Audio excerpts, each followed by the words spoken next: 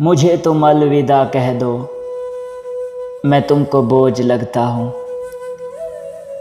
तेरे लहजे में वो तलखी कि यूं बिजली कड़कती है, तेरे लफ्ज़ों में वो शिद्दत कि बादल ज़ोर से गरजे। मैं तुमसे बात करता हूँ, मुझे एहसास होता है कि तुम अब वो नहीं जाना जिसे मुझसे मोहब्बत थी, वो जिसकी झील आँखों में मेरा ही अक्स रहता था।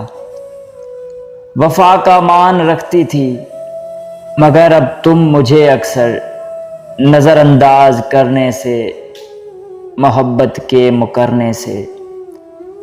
कहीं बेहतर है रिश्ते का ये धागा तोड़ ही डालो, मुझे तुम अलविदा कह दो, मैं तुमको बोझ लगता हूँ, मैं तुमको बोझ लगता हूँ।